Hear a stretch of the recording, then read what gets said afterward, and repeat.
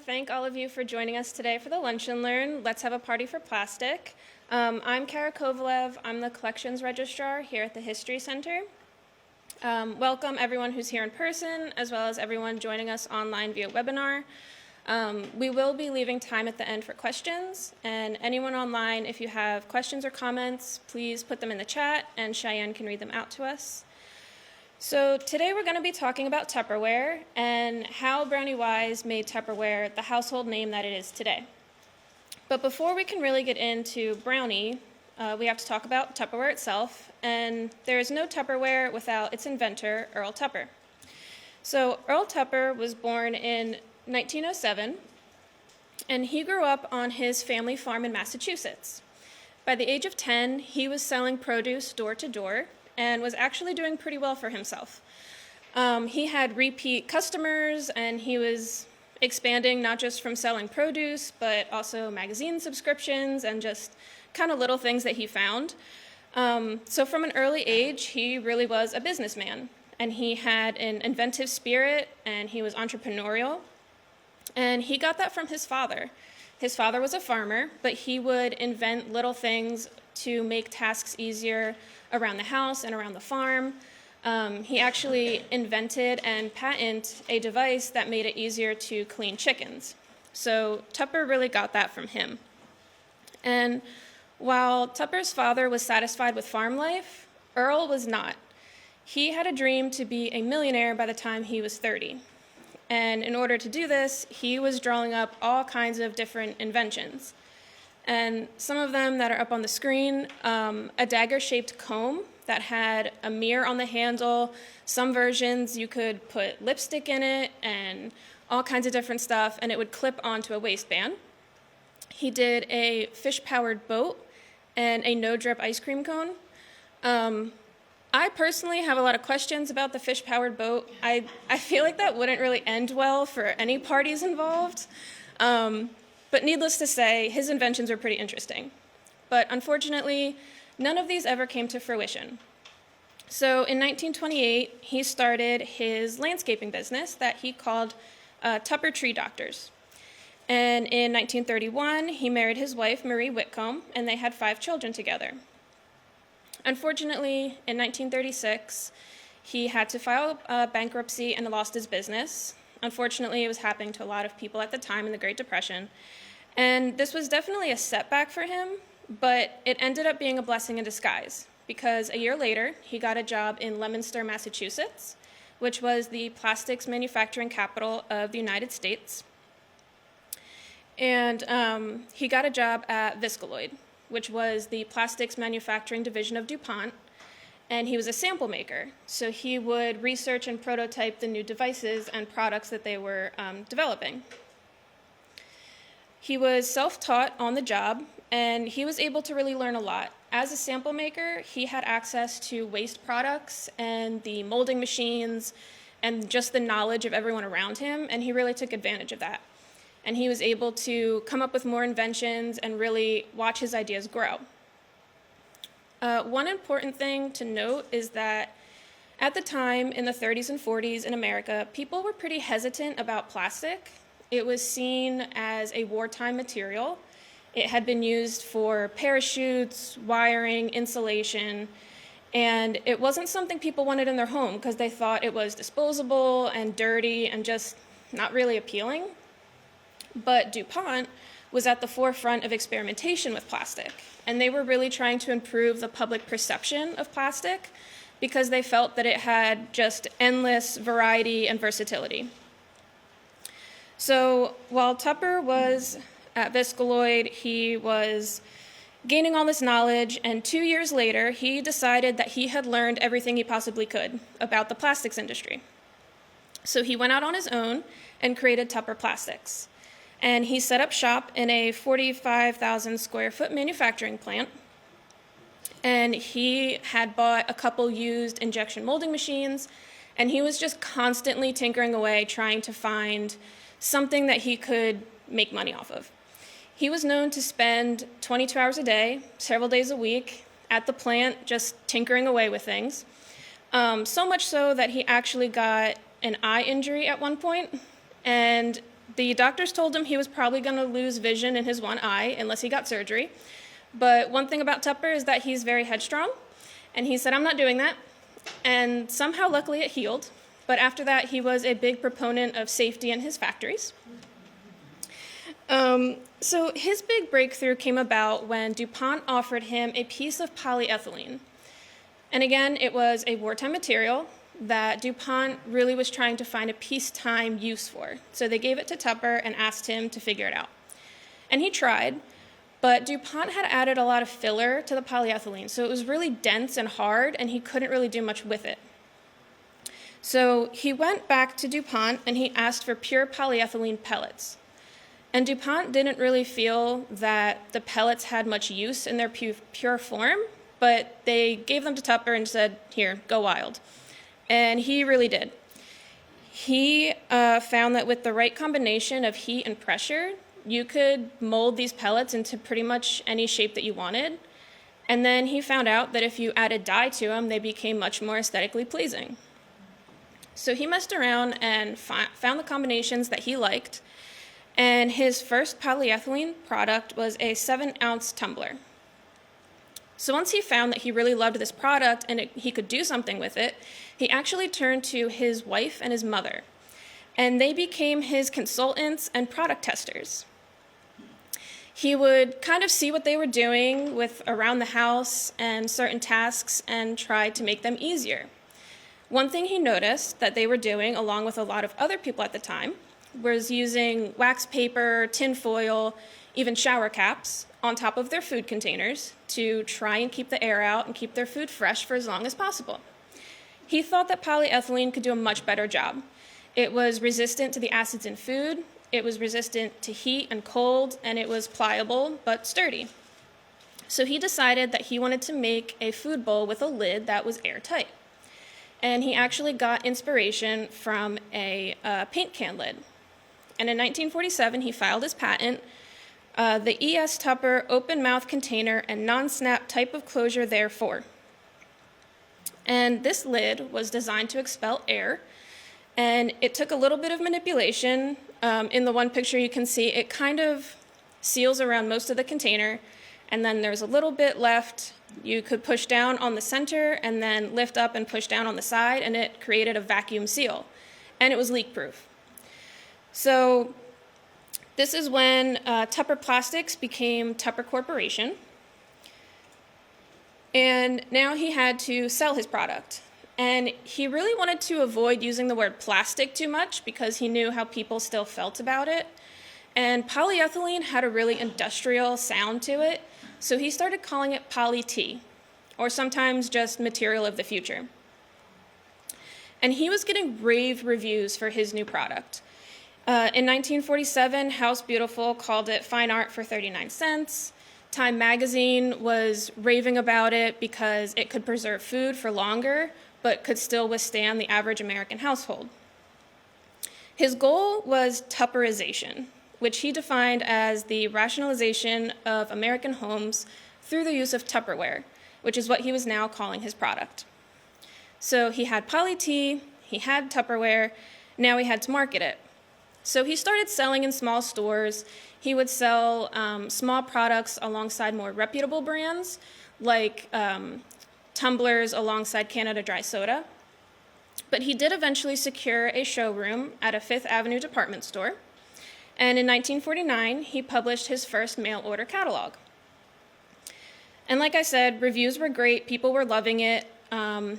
People thought it was great for young consumers who wanted to entertain in their homes, and they wanted innovation and design, but a pretty low price point. Unfortunately, though, sales were pretty low. Consumers were drawn to the colors and the designs. They loved the promise of preserving food longer and more versatility at a lower cost, but they just didn't understand how it worked. The problem with Tupperware was that it required explanation. People would buy it from a catalog or get it as a gift, and then they would return it because they thought the lids didn't fit. And I know before I knew how the seal worked, I would get very frustrated trying to put the lid on and just give up. So that's what was happening with a lot of people. One of the benefits of him selling in the department stores was that he could have a promotional team, and they would be able to stand at the displays and demonstrate it, explain how it worked, and encourage people to interact with it.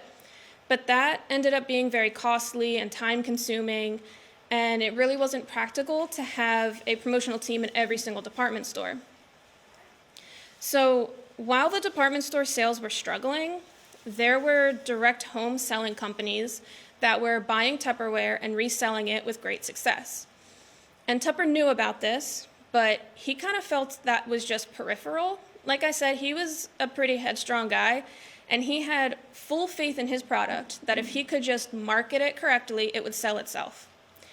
But the direct home sellers knew that they could combine that great marketing he was doing with demonstration and make a killing, and that's what they were doing. One of these companies was Stanley Home Products. At one point, a young employee named Gary McDonald went to a department store, and he saw Tupperware, and he saw that it sold better being demonstrated. So he took that back to Stanley Home Products and his colleagues, and it caught the eye of Brownie Wise. And I'm going to pass along to Emily, who's going to tell you about Brownie and how she made Tupperware what it is.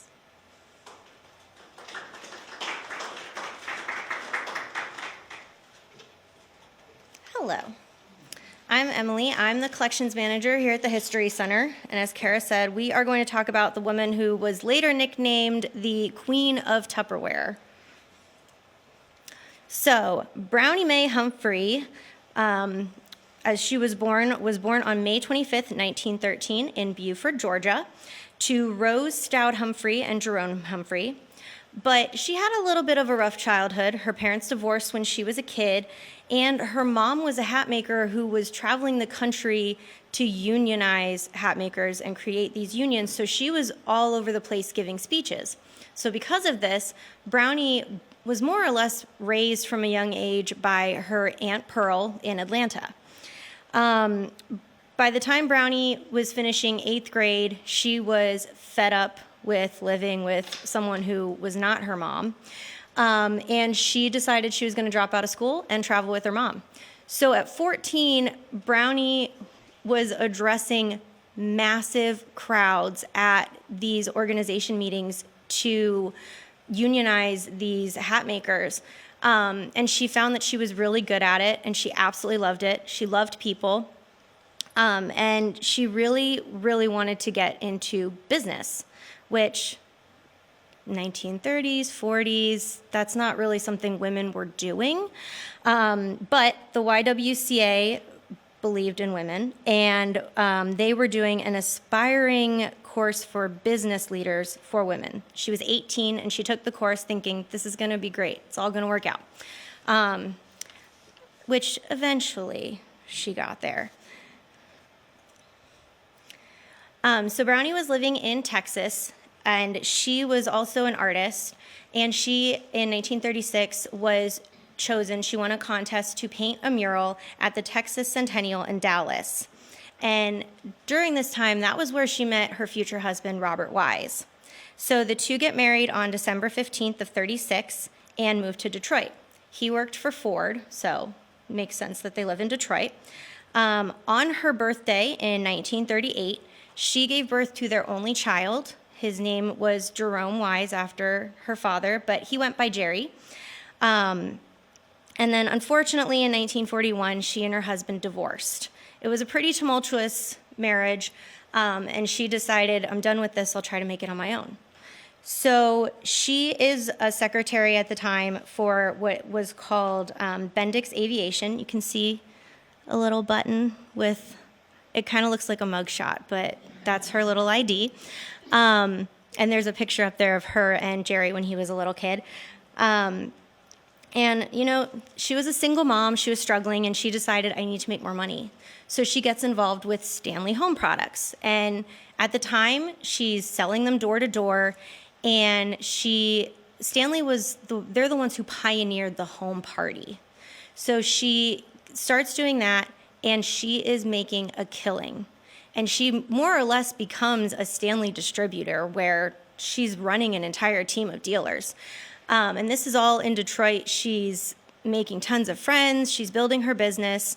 And Gary McDonald, who Kara mentioned, this little high school kid who was involved in Stanley, he had found Tupperware at a department store, showed it to his Aunt Dorothy, who was friends with Brownie, and Aunt Dorothy introduced Brownie to Tupperware. Brownie thought it was a great idea, and she started buying it. She started buying insane amounts of Tupperware because she knew she could sell it. So she's doing so well in Detroit that, of course, she's on Tupperware's radar, and they send an executive out to Detroit to say, hey, you're doing great here, but we're trying to expand. We want to get into Florida, and we need somebody to go down there and be the distributor and recruit everybody and start this in Florida. We want you to do it. So she decides that she's going to pack up her mother, Rose, who was living with her, and her son. She managed to get a couple of her dealers from Detroit in with her, and they all went to Fort Lauderdale. So when she gets to Florida, she's essentially starting from scratch. Tupperware really had nothing here. They were trying to break into the market. But, she's really good with people. So she gets here, and the first thing she does is gets a storefront because she needs a place to store the massive amounts of Tupperware that she's buying wholesale from the company to sell. So she gets this storefront, which was at Highway 7 and West McKinley in West Hollywood, Florida. And she called her business Tupperware Patio Parties. So she's getting all these people in. People are loving it. She's building her business. She's got from the entire, her territory, we'll say, was the entire east coast of Florida all the way up into Georgia. She was that good. And people loved working with her, and everything was going really smoothly. She was loving it. And then her orders start to kind of slow down in the sense that they're not arriving.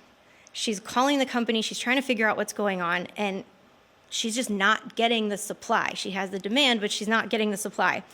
So finally, as we all would, she loses it.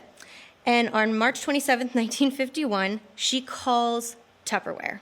She bypasses everyone, and she calls the headquarters, and the poor receptionist who answers the phone is greeted by Brownie Wise screaming, "I demand to speak to Earl Tupper." Well, the poor woman who answered the phone is like, yeah, of course, puts her right through. And she gets to Tupper, and she screams, "I'm Brownie Wise." And he goes, "Yeah, I know who you are," because she was one of their top sellers in the country. Of course, she was on his radar. So she's telling him what's going on. She's not getting her shipments. Her dealers are out there apologizing to all these people they had parties for who bought all this stuff, and they can't fulfill the orders. So Tupper personally ensures that everything is packed and shipped to her immediately. And from then on, she never had any problems. But he realizes, because everyone has their own little businesses, he realizes, okay, this is kind of a mess. We've got all these people that are doing great, but they're all just kind of out there floating around on their own. We need to do something about this. So he more or less drags Brownie to Massachusetts against her will, and says, we need to figure this out. Home parties are great. I want to start a home parties division. I want you to be the vice president of Tupperware, and I want you to be the general manager of whatever we're going to call this home party division. And she agreed to do it, thinking, I'll do this for a year, get it set up, and I'll go back to selling because, you can make as much as you want as a distributor. Well, she ended up staying for 8 years. So in the beginning, on April 3rd, 1951, Tupperware Home Parties, Inc. was born, or THP, as it's commonly known. And she is in charge, and she needs a team. So who does she call? She calls Gary McDonald, that little high schooler that helped her get into Tupperware. He was being discharged from the military. She sends him a wire and says, unpack your sea bags, pack your suitcase, get to Florida. And he does. And he was essentially her second in command. They needed an office. So Tupper, always a little fickle, we'll say, decides, don't worry, we'll set you up at the airport in a hangar. Which, and I know, looking back, it seems a little weird, right? So he does. They go to Orlando Airport. He gets them building T-129, which in the summer is boiling, and in the winter it's freezing because there's no insulation. So, of course, Gary takes it upon himself to be the one to light the boiler in the winter. So every morning he'd go down and he'd light the boiler, and he's quoted as saying, "That was the highlight of my day because I wasn't sure if it was going to be the beginning of the day or the end of my life." This thing was so old that every time he lit it, it could have exploded. But quickly, THP is outgrowing this space, and they want to be able to have parties. They want to be able to invite people to their headquarters, and they don't really have one, and they really don't want to bring people to an airplane hangar. So they persuade Earl Tupper to build a headquarters in Florida. Brownie, of course, wanted it in West Palm. She wanted it close to the beach. Earl said, wherever I can get land the cheapest to build this thing, because he's paying for it. And they settled on a little plot of land in Central Florida. If you guys know where Orange Blossom Trail is, it's right off of Orange Blossom Trail. He actually purchased about 980 acres from Senator Earl O. Bronson, who was the largest landowner in Osceola County at the time. He's also the guy that sold the land to Disney for Disney World. Fun fact. So they start working on the building, and in June 16th, 1942, they break ground. Now, it's said that Brownie helped to design the building. I've never seen her sketches. I wish, if those exist, that'd be really cool. But you'll see a picture of it next. But she's the top seller. She's the VP. She's just doing amazing things with this company. So Tupper decides, we're going to give her a Cadillac. Well, Brownie's favorite color was pink. So not only did she get a Cadillac convertible, she got a pink Cadillac convertible. And Earl Tupper hated being in photos. He liked to be the man behind the curtain. So it was kind of like pulling teeth. Anytime you see a picture of him, they really had to push him to do like photo shoots. But this is out front of her home in Orlando, which was right across from Dubstred Golf Course, which is still there, if anyone knows where that is. The house is still there, too. So she gets this car. She's all excited. Everything's coming up Brownie.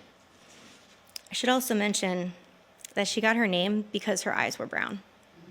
That's why her name is Brownie. So in 1954, everyone is thrilled. THP headquarters is done. They're ready to open. It's this gorgeous building, one-story building with columns. It's a showstopper on OBT, especially at this time. And they really wanted to make it more than just headquarters. They wanted to make it an attraction.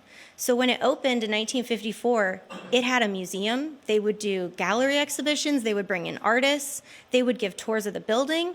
And Brownie even commissioned a 10-panel mural, which you can see at the top, and it was the history of dishes. So it starts with ancient dishes all the way up to, of course, Tupperware. And Earl Tupper's hands were the models for the hands cupping the Tupperware at the very end in the panel. So on April 5th, 1954, we've got her cutting the ribbon to open the building. Edgewater High School band was there, a local band. And they actually decided this was the birthday of THP. They did a birthday party every year. We got to go big. So they did what they called a jubilee. And we're going to come back to that in a second because they're pretty awesome. But 1954 was a huge year for Tupperware. They opened their headquarters. They hosted their first jubilee, which was featured in Life magazine. I'll show you pictures in a second. They were recruiting a record number of dealers. They were breaking records with sales. They had the entire company under one umbrella. Brownie wrote the training manual for how Tupperware parties should run so that they were consistent, everyone knew what they were getting, and there was no more, well, this person trains this way, this person trains this way, they don't do this, we do that. Everything was uniform. And since Brownie wrote the training manual, you can see in some of the pictures, she was always very put together. And that was something that she put forth in her manuals.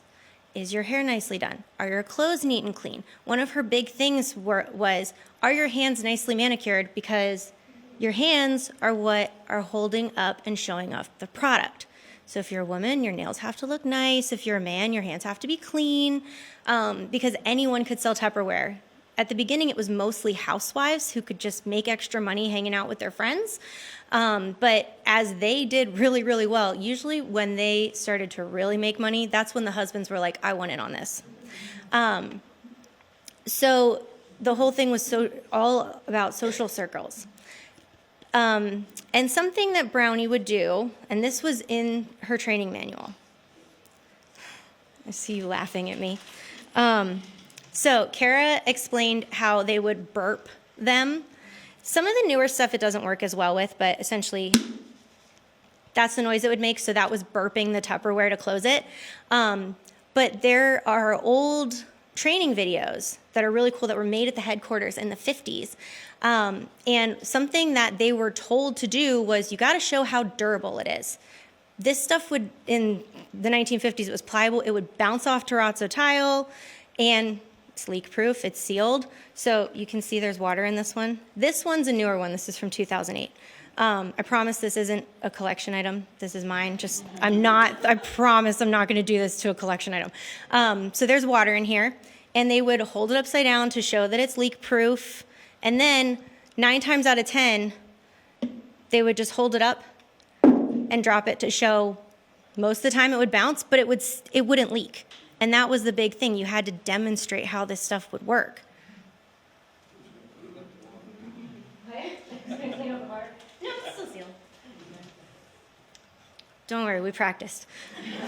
We had to make sure it was going to work. But something that was really cool when Brownie ran parties or ran training sessions is she was known for whipping Tupperware across a room. Obviously, we can't do that in here.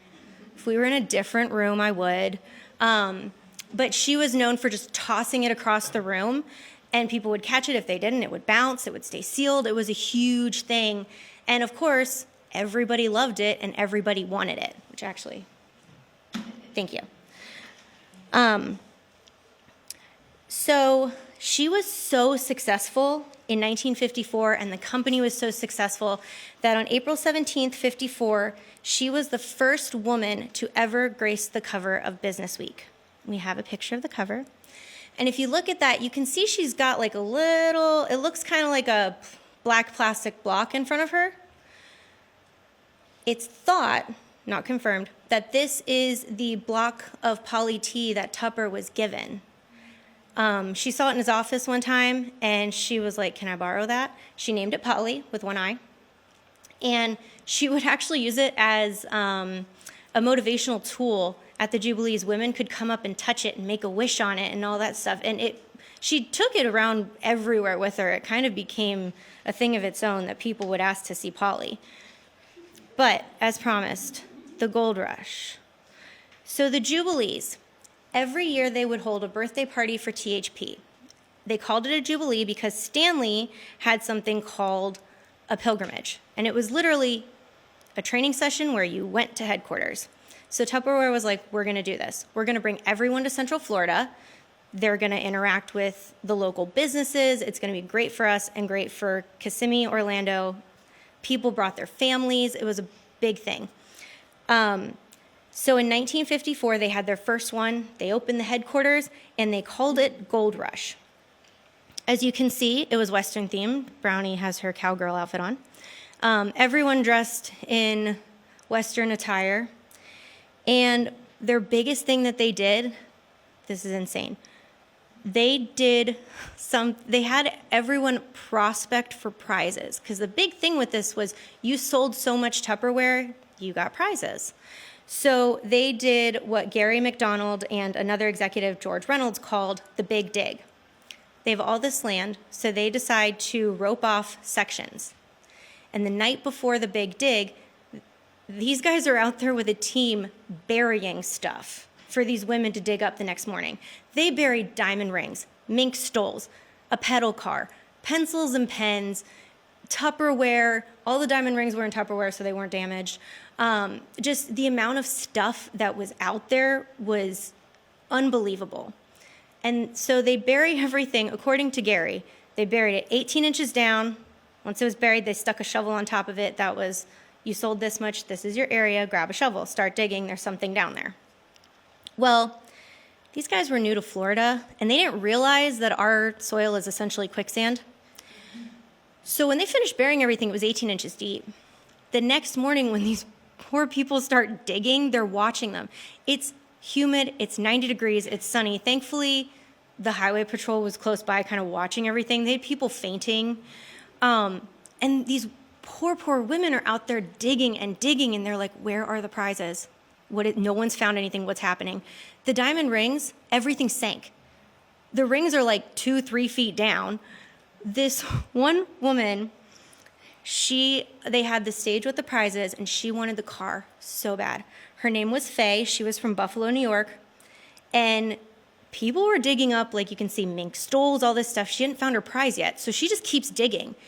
4.5 feet down, she finds a pedal car. She won the car, but she couldn't get the pedal car out. Luckily, the highway patrol was able to put a chain around the axle and drag it out for her. So, of course, she's thrilled. She's falling on this car. She's riding it around. She's sobbing. And they tell her, like, yeah, you won the car. So she runs up to the car. She's laying across the hood. Brownie's there assuring her that it's all real. It's not a dream. And this is the kind of stuff that they became known for at these They would do training, long days, all of that, but then the parties they threw and the prizes they gave away were insane. So, of course, they have to keep this going. 1955, they do Tupperware Gulch, which, same kind of Western theme. They essentially brought in a fair. They gave everybody $11,500 in fake money to play games at the fair, win prizes. They had an auction, and they brought in the Kissimmee Silver Spurs Rodeo. There was a jam judging contest, cow milking. They had barbecue, square dancing, and every year Tupperware would end their jubilee with fireworks. So all up and down OBT, people would show up and they would line OBT with their families so they could watch the fireworks. And they always knew it would be this night when it gets dark. Like, they were out there on the road. They left them alone. So Tupperware itself became a tourist attraction. People would look forward to the Jubilee every year. But, of course, they have to go bigger. So in 56, Brownie and her team decide it's going to be a good year. 56 was a good year. So the theme is Treasurama. And the whole idea is we're going to give away insane prizes. We're going to top what we've done. So before the Jubilee, they send out questionnaires to all the dealers, distributors, managers, and say, fill this out, whatever you want. What is your wish? Fill out your wish. We're going to grant 7 of them. So there's 1,200 people that show up. They've got 1,200 wishes. They granted 7. They hired an actress who dressed as a fairy to grant wishes throughout the Jubilee. And the kinds of things they gave away, Mabel from Kansas City, they flew a plane over headquarters and it dropped tons of little slips of paper that had her name on it.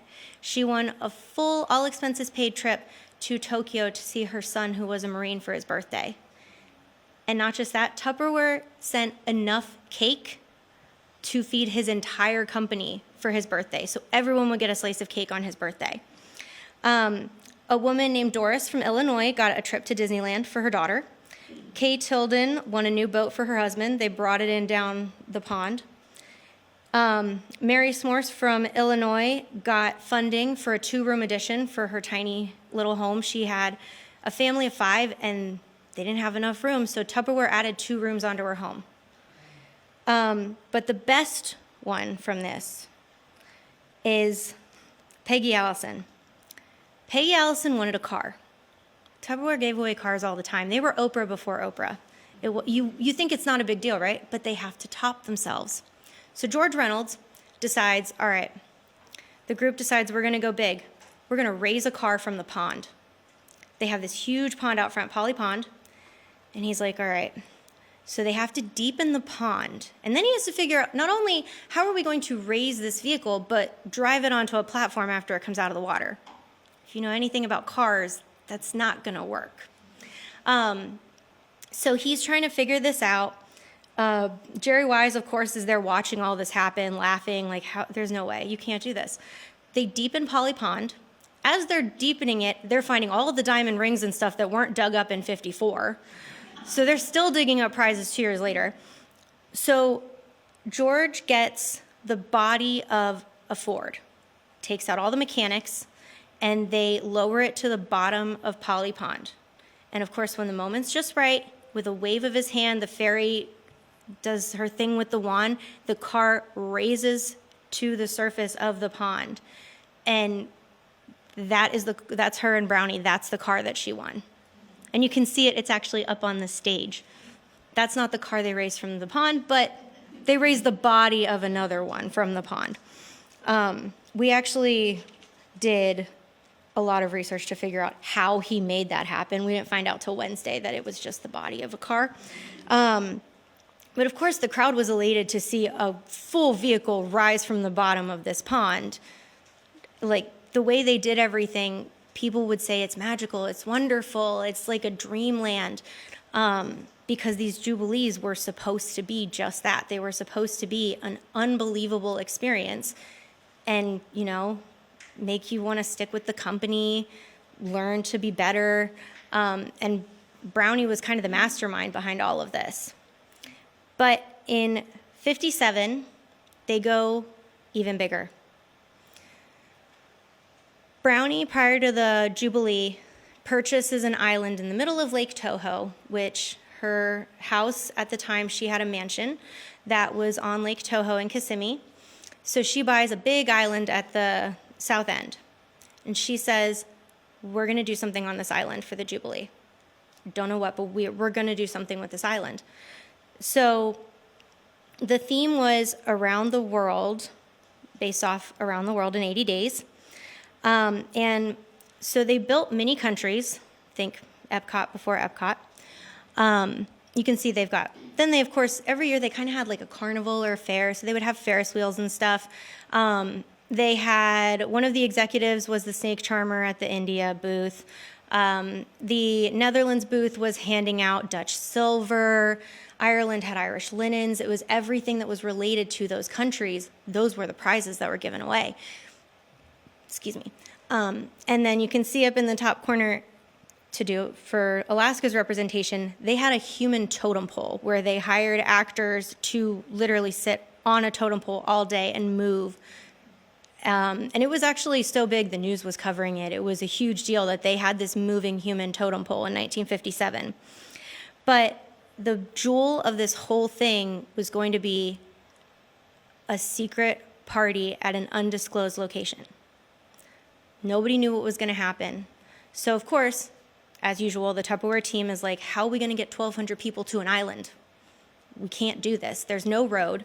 Brownie didn't want them to build a road. And Tupperware actually rented the island from her, more or less, so she could make improvements, so they could hold a luau on this island. So the final night, these guys are doing all this research, trying to figure it out. They're calling the Coast Guard in South Florida, who says, yeah, no, we can't help you, we're busy. They looked into getting a landing craft like the military uses. Finally, they decided we're going to use the community. So they send invitations out to all these boating clubs, all these boat owners in the area, and they agree to volunteer their boats and their time to do this. So they bus them all out to Lake Toho. They get on about 50 boats, 1,200 people, and they take them 1.5 miles across Lake Toho to this island. And when they get there, there's a ton of food. They're roasting a pig. They've got hula dancers. It was their own private island. But of course, it's Florida. Fun never lasts for long, and a storm rolls in when it gets dark. Of course, as Floridians, everybody's like, well, yeah, this is going to happen. But there were people here from all over the country. They don't know that it rains every day in the summer. This is July. So a storm's rolling in, and they realize we have to get 1,200 people off this island, and we have to do it in shifts. They didn't have control over the volunteers. They volunteered. They didn't sign a contract. They weren't getting paid. They were asked not to drink. Some of them were drinking. And once the storm started rolling in, some of them were like, yeah, I'm done, I'm out. And they left. So they start with all of these boats. They have a path, everything's planned. Of course, it starts thunderstorming, and everyone's just trying to get off the island. So people are clamoring onto boats. The boats are overloaded. They're listing. They're just trying to get people to shore. And because there was most likely some drinking involved, there's a boat accident. The engine is ripped off a man's boat. He goes into the water. He's got horrible, serious injuries. They managed to get him onto another boat, get him back to the shore where they had an ambulance waiting just as a safety precaution. Well, the doctor that Tupperware had employed for more or less them, he sent over 21 people to the hospital that night, this guy directly to surgery. And unfortunately, he ended up having lifelong issues because he volunteered that night. There were a lot of things that happened. I mean, I don't think there were cases of hypothermia, but there might have been. So of course, people are terrified, and Tupperware's like, okay, what are we gonna do? We gotta fix this. Well, Brownie supposedly didn't know what had happened until the next morning. But Tupperware was so popular, they had so much goodwill because they had done so much for the community, that the next morning they all meet, they talk about what happened. Don Hinton, who's head of sales, calls the Orlando Sentinel. George Reynolds calls the Kissimmee paper, and they say, hey, we know you have to cover what happened last night, because of course there's press at all of these events. They invite the press to all of these events. They say, we know you have to cover it, but could it not be front page news? Can it not be in the article about our Jubilee? And the papers are like, yeah, we can do that. So they had enough goodwill that it wasn't covered up, it was still reported, you can see the headlines, but it wasn't outright, this was Tupperware's event, this happened at Tupperware's event, they're responsible. It wasn't until later when the lawsuits started that people were like, oh yeah, they were connected. So at this point, Earl Tupper's, he's kind of at his wit's end. He and Brownie were both very stubborn, very headstrong. And though they worked well together, they've butted heads quite a bit. So the 57 Jubilee is kind of thought to be the last straw. They already have this strained relationship. He's kind of done after this. So he realizes, I need to really know what's going on down there. Because more or less he was hands off in Massachusetts.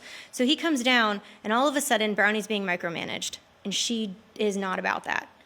Everything she spends money on is being questioned. Everything she does is being questioned. So of course, she's upset with him, he's upset with her. And in January of '58, Hamer Wilson, who was one of her executives, and Gary McDonald get a call, and Tupper says, hey, I'm at the Angebilt in downtown Orlando. I need you to come meet me tomorrow morning. So they do. You know, he would show up all the time unannounced. They get there, and they realize someone's missing. There's no Brownie. And Tupper says to them, I need to talk to you guys about something that's going to happen, and it's going to happen today, and it's going to involve the two of you. I have had enough of Brownie Wise. I'm going down there to headquarters, and I'm going to tell her that it is her last day. She's fired. It's not exactly what happened, but he, understandably, was fed up. So they offer her a contract. She doesn't agree to the contract, so then he reneges on the contract. They go back and forth, and March 7th, she is officially terminated from Tupperware, and he wastes absolutely no time erasing her from Tupperware history. They took down every picture of her. Every mention of Brownie was gone. You weren't even supposed to say her name. And these were employees that worked with her for years. I mean, he had a meeting and said, you're either with me or you're with Brownie. One guy stood up and said, I'm with Brownie, and walked out. That was it. He had to erase her because he more or less at this point had to prove that Tupperware could survive without her. And she'd become a household name. She was a celebrity. So people weren't really sure what was going to happen when she was gone, and there was really no explanation as to why. So she's let go with about a year's salary, she was forced to move out of her dream home on Lake Toho because Tupperware owned the house. She didn't realize that Tupperware owned the house, but she still owned her island. That was hers. So she moves to this smaller house in Kissimmee, and almost immediately, this is March, September of that same year, Earl Tupper sells the company for $16 million to Rexall Drugs. Now, the real reason he did this was he's getting older, he loves his company, but he started getting anxious because his accountant said, you realize if you die tomorrow, your estate is going to be taxed at 70%. And he didn't want that for his kids, so he figured, well, if I'm not the sole owner, that won't happen. So he sold the company. He managed to stay in charge. He was chairman of the board for the Tupper Corp. And they were assured Tupperware would not change. They were just buying them. Nothing would change, which it really didn't. And he was still able to hold on to his spot. He was the inventor. He was the one that was designing everything. Hamer Wilson was made the president. He went from being in charge of sales for Tupperware to being president of THP. And Gary McDonald, who was in charge of sales, promotion, and marketing, became the vice president. So Earl Tupper is loving it. Everything's going really well. Things are kind of coming back together the way he wants. Well, meanwhile, Brownie is out there in Kissimmee starting her own company. It's a direct sales cosmetics company called Cinderella International. Unfortunately, it only lasted about a year. It was designed to use the party plan. And then from 60 to 62, she was the president of Vivian Woodard Cosmetics. And in 63, she co-founded another direct sales cosmetic company called Carissa, which unfortunately didn't last very long. And then she became a real estate developer. She was never penniless, like some of the articles will say. People say she died penniless. She didn't. But she was never able to recapture that lightning in a bottle that was her success at Tupperware. And she spent until she retired trying to do that.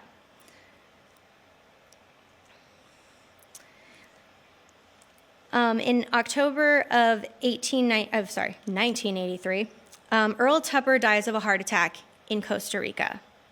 He had retired, and he decided he was done with the States, moved to the Bahamas.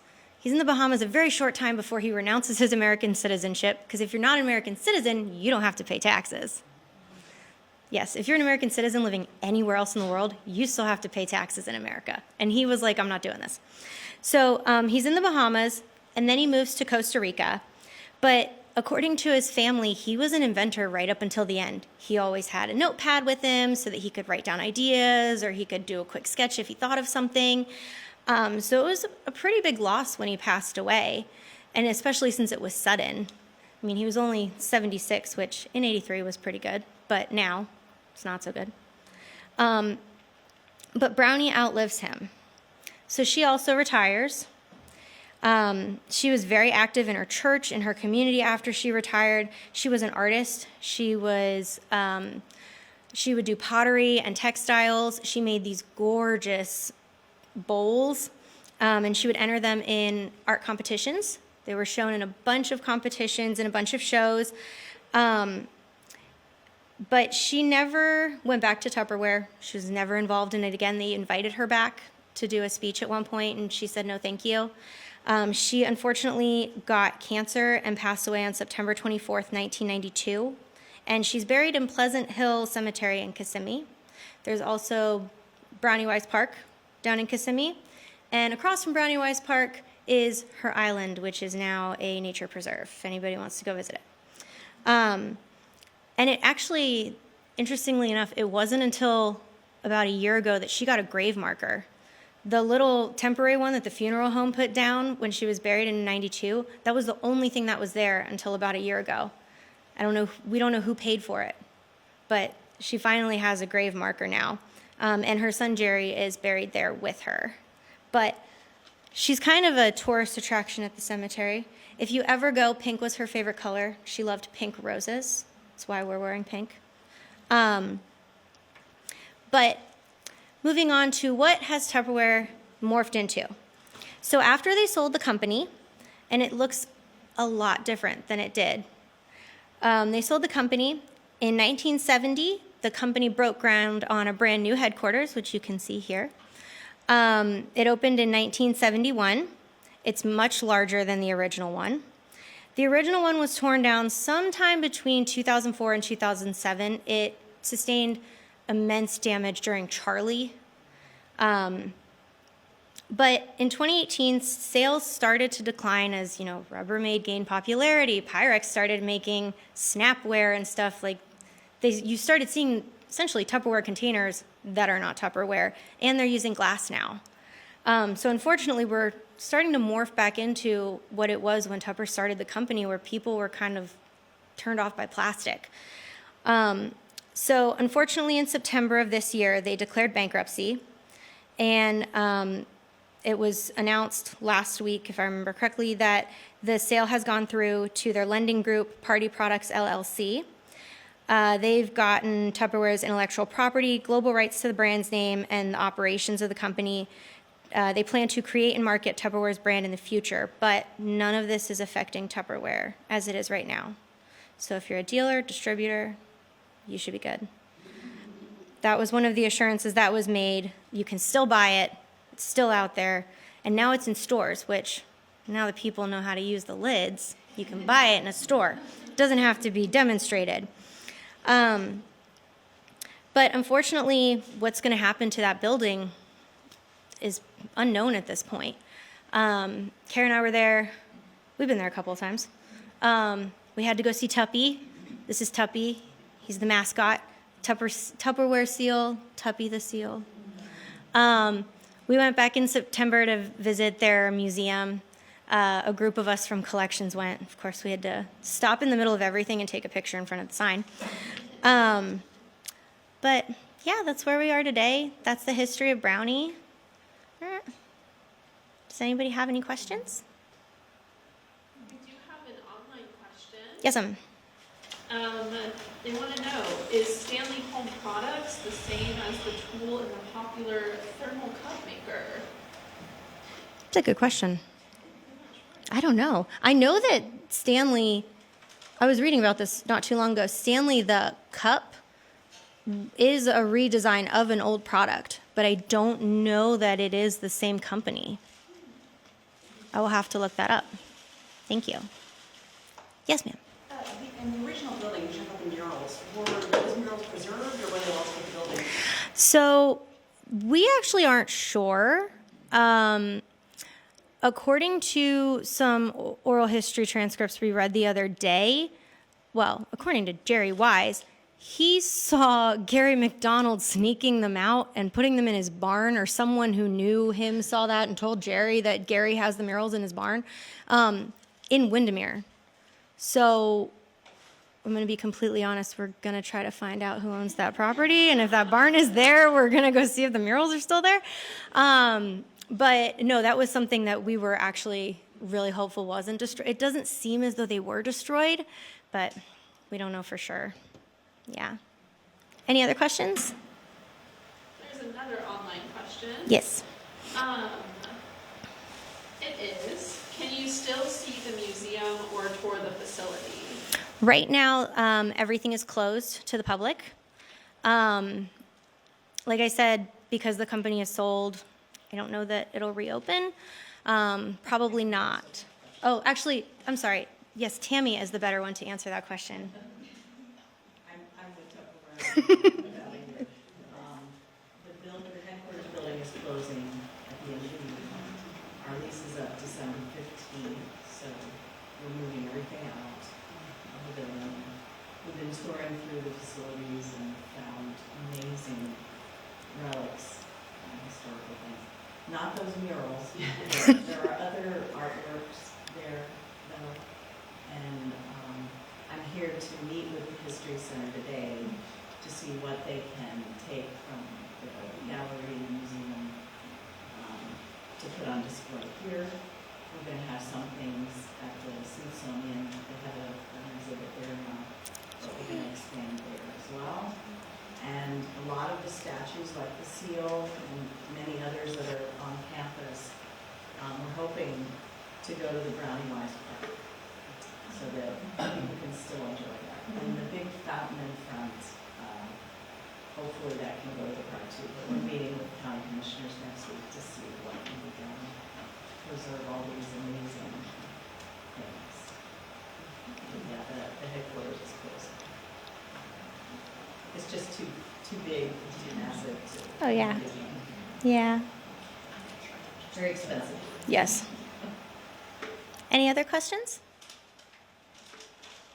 All By the right. way, on the cups, we have a cup that just launched this year that is better than the Stanley Cup. Ours is lead-free. What? But it keeps things cold and hot, and it is an amazing product. It is leak-proof, and I encourage you to go to Tupperware.com and check those out. And they're very reasonably priced too. So you're going to see big changes in Tupperware going forward. We're going to be much more sustainable. You'll see glass product lines coming out next year, and they're going to be amazing because they'll also have that famous seal. So a lot of good things to come at Tupperware ahead. We just have to change, some of the things that we've done in the past. But we continue to have parties. We continue to have jubilees. So the home selling business is still a very big part of Tupperware. But we realize that in this new digital age, we have to also sell online more. We have to actually market, which they haven't done really at all, like from a digital standpoint, and get more into retail. So there's room for all of that. And so we appreciate the interest in Tupperware and hope it continues on. Kara's probably their biggest fan. I like good stuff. No, it's good. It's awesome. Well, thank you for coming to today's program.